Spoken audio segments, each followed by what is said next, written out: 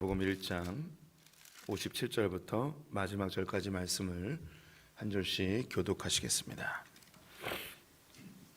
누가복음 1장 57절부터 마지막 절까지 말씀 한 절씩 교독하겠습니다.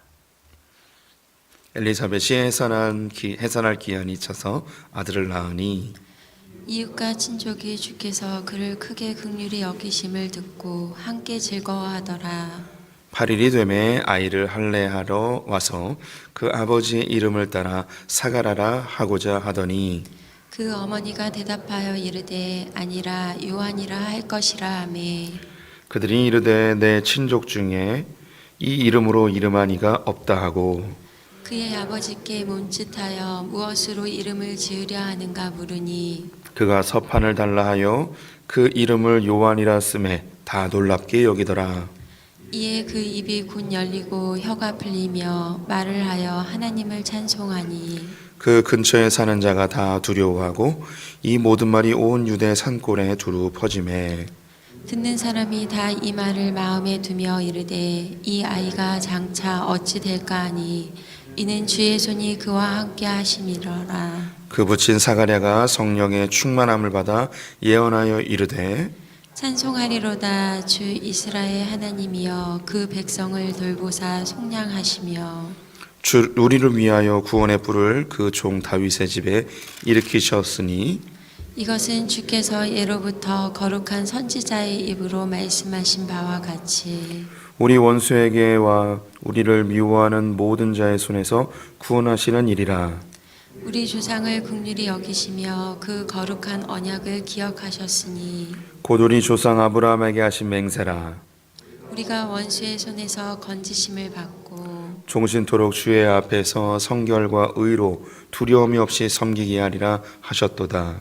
이 아이여 내가 지극히 높으신 이의 선지자라 일컬음을 받고 주 앞에 앞서가서 그 길을 준비하여 주의 백성에게 그 죄 사함으로 말미암는 구원을 알게 하리니 이는 우리 하나님의 긍휼로 인함이라. 이로써 돋는 해가 위로부터 우리에게 임하여 어둠과 죽음의 그늘에 앉은 자에게 비치고 우리 발을 평강의 길로 인도하시리로다 하니라. 아이가 자라며 심령이 강하여지며 이스라엘에게 나타나는 날까지 빈들에 있으리라. 아멘. 오늘도 주님의 보좌 앞으로 나오신 성도님들에게 하나님의 은혜와 평강이 함께 하시기를 축원드립니다. 누가복음 1장 마지막 부분 함께 살펴보도록 하겠습니다. 누가복음은 인간 예수에 대해서 이야기하고 있습니다. 누가가 예수 그리스도를 직접 보지 못한 초대교회 성도들을 위하여서 예수님의 행적을 처음부터 끝까지 추적하여 인터뷰하며 확인하여서 시간 순서대로 기록한 것이 누가복음입니다. 그래서 예수님이 어떻게 사셨는지 그대로 잘 드러나고 그분의 복음의 메시지가 아주 명확하게 드러나는 것이 누가복음이지요. 그래서 다른 복음서에서는 나와 있지 않은 이야기들이 약 40% 정도가 누가복음에는 많이 담겨져 있습니다. 그래서 오늘 읽고 있는 이 누가복음 1장 역시 다른 복음서에는 없는 예수님 탄생 이전에 있었던 이야기들입니다. 예수님의 길을 예비하였던 요한의 탄생을 오늘 이야기하고 있는데요. 하나님께서 사가랴 제사장과 또 엘리사벳에게 수태고지하여서 아이를 잉태할 것이고 그 아이가 예수님의 메시아의 길을 예비할 것이고 그 이름을 요한이라고 하라고 진정을 해 주었습니다. 이제 드디어 아이가 태어났을 때에 8일째 되는 날 할례하러 올라가서 성전에서 그의 이름을 기록하려 했는데 주변에 있던 사람들이 아버지의 이름을 따서 사가랴라고 하면 어떠냐 이렇게 종용을 하였습니다. 하지만 엘리사벳이 요한이라고 이미 하나님의 전사 가브리엘에게 지도를 받았기 때문에 요한이라고 이름을 이야기합니다. 그러자 사람들이 다 이상히 여기고 그렇게 지으면 안 된다. 이 가문의 흐름이 있는데 요한이라는 이름을 쓰면 안 된다. 너희 남편에게 한번 물어보자. 그래서 아직 말을 못하던 사가랴에게 가서 몸짓을 하며 아이의 이름을 뭐라고 정할지 이야기해보라고 합니다. 그러자 서판에다 요한이라고 이름을 쓰죠. 요한이라는 뜻은 여호와의 사랑하는 자, 주님이 사랑하는 자 이런 뜻입니다. 요한이라는 이름을 이름을 쓰고 사람들이 다 기이 여기게 되자 그때 입이 풀리게 되어지죠. 그러면서 입이 풀리면서 이제 찬송을 하게 되어집니다. 이 요한이 태어나는 일련의 과정이 오늘 성경 65절을 보면 이 모든 말이 온 유대 산골에 두루 퍼지니라. 그래서 온 이스라엘 곳곳마다 이 요한의 탄생에 대한 이야기가 다 퍼지게 된 것이죠. 다른 복음서에는 나와 있지 않지만 이미 예수님이 오기 전부터 유대 곳곳 산골까지 이 세례 요한의 탄생에 대한 일화가 다 이미 알려진 상태였습니다. 다른 복음서에는 안 써 있었죠. 누가가 이 소문으로 이 세례 요한의 이야기를 들었는데 이것을 다 추적하여서 정말 그러하였는지 확인하고 여기다 기록을 하는 것이죠. 이 사가랴가 입이 풀려서 하나님께 찬송을 하게 됩니다. 이 찬송의 내용이 오늘 주로 우리가 살펴봐야 될 내용인데요. 우리 성령의 충만함을 받아 사가랴가 예언적 찬송을 하게 됩니다. 그 찬송의 첫머리 68절을 보시면 찬송하리로다, 찬송하는 이유가 나옵니다. 왜 찬송을 해야 되는지 다 함께 찬송하자라는 거죠. 주 이스라엘의 하나님이여 그 백성을 돌보사 속량하시며 우리를 위하여 구원의 뿔을 그 종 다윗의 집에 일으키셨으니, 찬송해야 되는 이유가 하나님께서 자기 백성을 돌보셔서 속량하셨다고 합니다. 그래서 구원의 뿔을 다윗의 집에 일으키셨다는 것이죠. 하나님의 구원의 역사가 이제 드디어 시작이 되었다는 것입니다. 그런데 이 하나님의 구원의 역사는 지금 일어난 것이 아니고 이미 오래전부터 준비되어진 것이라고 합니다. 70절부터 73절까지인데요. 제가 쭉 읽겠습니다. 이것은 주께서 예로부터 거룩한 선지자의 입으로 말씀하신 바와 같이 우리 원수에게서와 우리를 미워하는 모든 자의 손에서 구원하시는 일이라. 그의 조상을 긍휼히 여기시며 그 거룩한 언약을 기억하셨으니 곧 우리 조상 아브라함에게 하신 맹세라. 하나님께서 이제 드디어 자기 백성들을 돌보시고 속량하시어 구원의 작업을 이제 드디어 행하시는데, 이 일은 이전부터 선지자의 입을 통하여 예언되어진 것이고 아브라함 때부터 하나님이 언약하신 것이 드디어 성취되었다는 것입니다. 이 선지자의 예언의 말씀은 성경 곳곳에 있지만 특별히 이 다윗의 시를 통하여서 계속 반복적으로 나오는 이야기들이었습니다. 원수의 손에서 우리를 구원하시고 나를 미워하는 자의 손에서 나를 건져주소서. 이것이 이 다윗의 시편에 사울에게 쫓김을 당하고 압살롬에게 쫓김을 당하면서 계속 반복적으로 구원에 대한 이야기, 또 건지심에 대한 이야기를 다윗이 계속하였죠. 그런 그 하나님의 구원하심이 다윗의 후손으로 오는 그분을 통하여서 드디어 현실이 되어진다는 것입니다. 이 이스라엘 사람들이 갖고 있는 이 언약 사상은 지금도 아주 강력한 힘을 가지고 있습니다.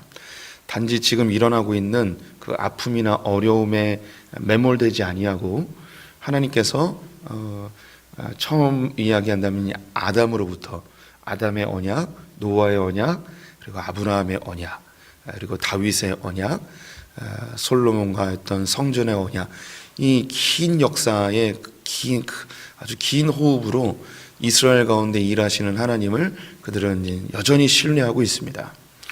그래서 참 아이러니한 게 이스라엘 사람들은 지금도 모든 사람이라고 이야기할 수는 없고요. 그들로 이야기하면 신실한 유대인들, 즉 이 유대교에 깊이 빠져 있는 이들은 아직도 메시아가 올 것을 아직도 소망하고 있습니다. 유대인들에게는 아직도 이 메시아가 오질 않은 거예요. 참 신기하죠. 지금도 여전히 이 바벨론의 포로로 끌려가서부터 지금까지 메시아가 올 것을 기다리고 있습니다. 그들이 2000년 동안 나라가 없었음에도 하나님이 자신들을 구원해 줄 것을 확신했고 실제로 1948년에 국가 이스라엘이 회복되어졌습니다. 많은 사람들이 자기 본토로 돌아왔고 여전히 그들은 메시아가 올 것을 열망하고 있죠. 그들이 이제 메시아를 열망하고 있는데 우리 크리스천들도 메시아의 도래를 우리도 열망하고 있습니다. 우리가 기다리는 메시아는 다시 오실 메시아이죠. 재림의 예수이십니다. 그래서 유대인들이 바라보고 있는 그들이 오실 메시아, 그리고 우리는 다시 오실 메시아, 이분이 실제로 오면 유대인들과 기독교인들에게 동시에 성취가 되어지는 그런 신기한 일이 벌어지게 될 것입니다. 긴 호흡으로 이 예수 그리스도의 구원을 갈망했던 그 일이 이제 드디어 성취가 되어졌죠. 우리가 이런 그 하나님의 언약 사상을 깊이 새길 필요가 있습니다. 우리 저를 비롯해서 많은 크리스천들은 이 호흡이 짧아요. 하나님이 일하심에 대한 기다림을 길게 보지 못합니다. 우리가 이 역사 속에 흐르고 있는 하나님의 그 구원의 여정, 하나님의 언약의 성취, 수천 년을 걸쳐서 이룩한 하나님의 그 위대한 역사를 믿음의 눈으로 좀 바라보고 내 인생도 책임져 주시고 이 어려움을 통과하여 하나님이 반드시 성취하실 날 향한 약속, 그 약속을 붙드시는 성도님들 되셨으면 좋겠습니다. 이런 그 아브라함부터 예수님까지의 기간이 무려 4,000년이 흘러서 드디어 성취가 되어집니다. 다윗 때로부터는 무려 1,500년의 세월이 지나서 이 예언의 말씀이 성취되어지는, 하나님이 시간이 이게 말이 4,000년, 말이 1,500년이죠. 어떻게 기다리겠습니까? 우리는 그런 역사의 주관자이신 큰 호흡으로 역사의 이 하나님의 계획을 성취해내시는 그 신실하신 주님을 우리가 바라볼 필요가 있는 것이죠. 이런 그 언약의 성취가 바로 예수 그리스도의 도래, 이것이 이제 구원자가 오심을 이야기합니다. 그럼 그분이 우리를 구원하셔서 우리를 그 수천 년에 걸친 하나님의 언약의 역사를 통해서 우리를 구원하셔서 뭘 하기 원하시는가? 74절과 75절에 있습니다. 우리가 원수의 손에서 건지심을 받고 종신토록 주의 앞에서 성결과 의로 두려움 없이 섬기게 하리라 하셨도다. 주님이 그 긴 언약의 세월을 거치시며 드디어 구원자를 보내시는데, 그 구원자를 보내신 목적이 무엇인가? 두려움 없이 주님을 섬기게 하기 위함입니다. 하나님을 섬긴다, 이런 이야기를 들으면 우리는 먼저 그냥 부정적인 생각이 먼저 듭니다.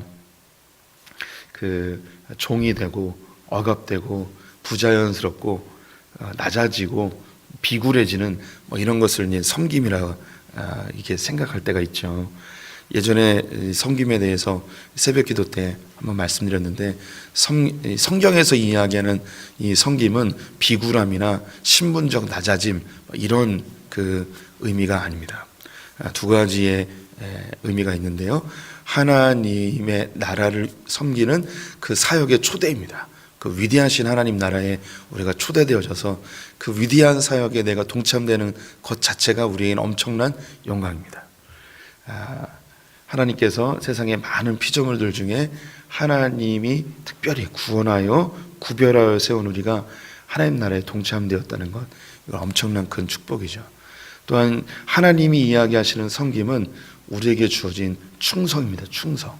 그래서 각자가 갖고 있는 자기의 역할로 하나님 나라를 위해서 이 능동적이고 자발적으로 충성하는 거죠.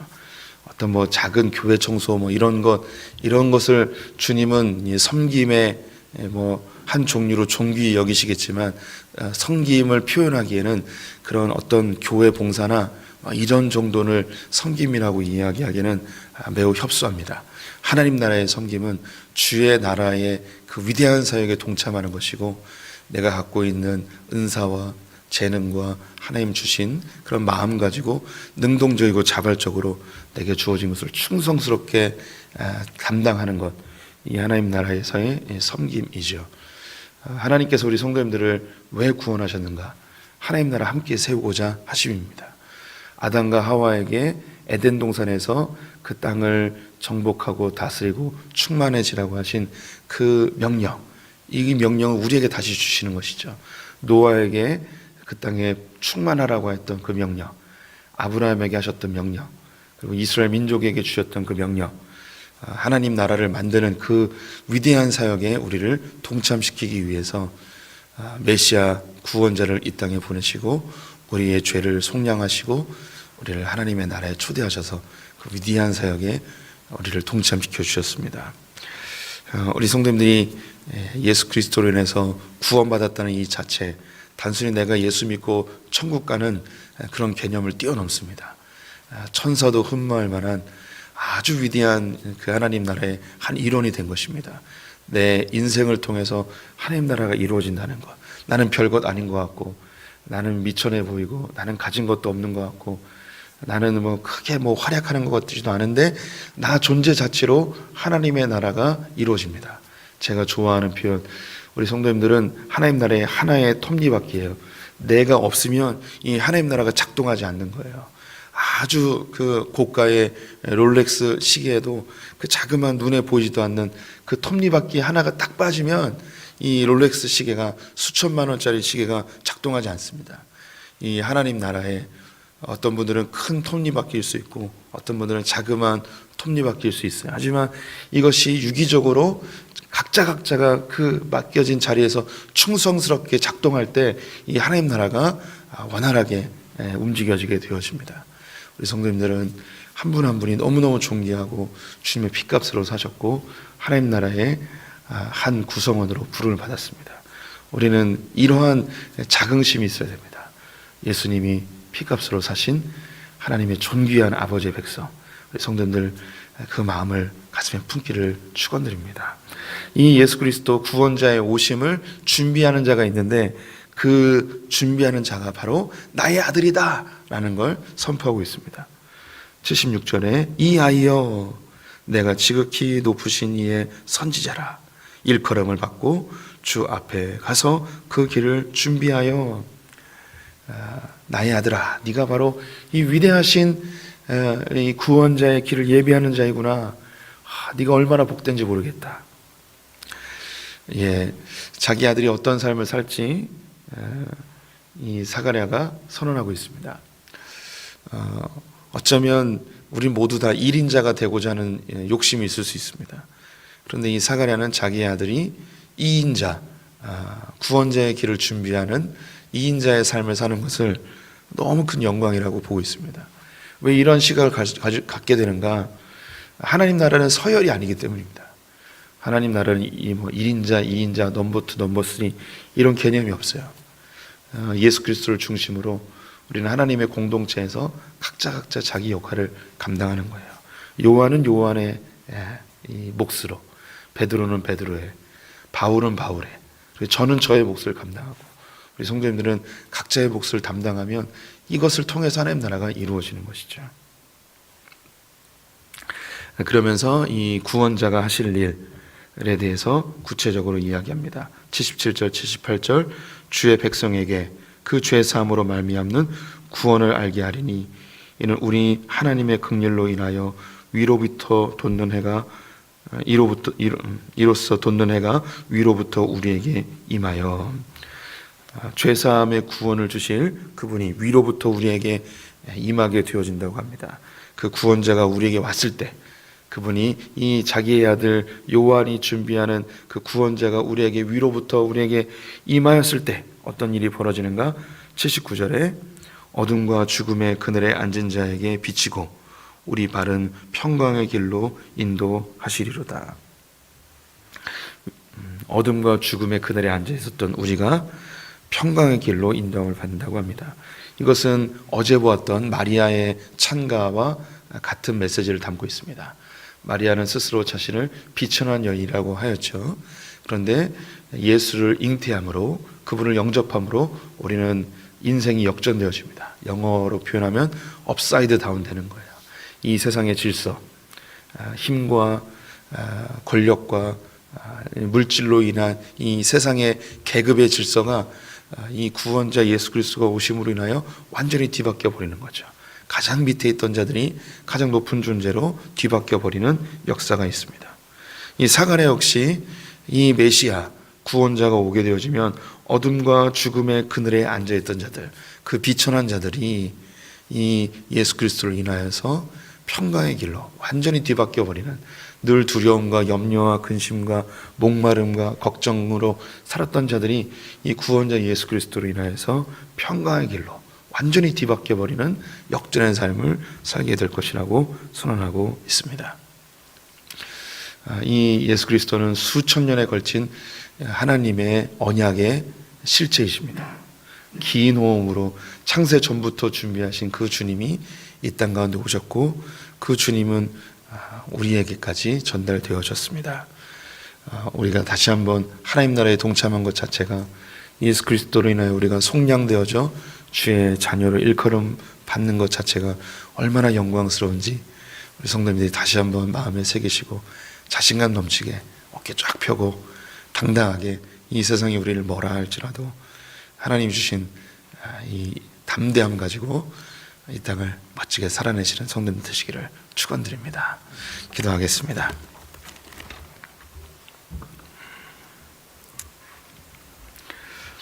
하나님, 우리의 힘과 능력은 예수 그리스도께 있음을 고백합니다. 우리의 참된 안정감과 평강 역시 주님께 있음을 고백합니다. 이 세상은 힘과 권력과 물질로 그 마음의 안정감과 평강을 얻고자 하지만 이 땅은 영원하지 아니하며 바벨성은 무너지게 되어 있음을 우리가 알고 있습니다. 오로지 우리의 온전한 평강과 우리의 담대함은 예수 그리스도의 보혈의 능력에 있음을 고백합니다. 하나님, 우리 소풍의 성도들을 마음마다 주의 보혈로 가득 채우셔서 이 땅을 담대하게 살아내게 하여 주시옵소서. 이 세상이 어떠하든, 이 세상이 교회를 어떻게 조롱하든 관계없이 주의 복음으로 담대하게, 강하게, 용맹하게 살아내는 자들 다 되게 하여 주시옵소서. 올 하루를 주님께 의탁드리며 예수님의 이름으로 기도드렸습니다. 아멘.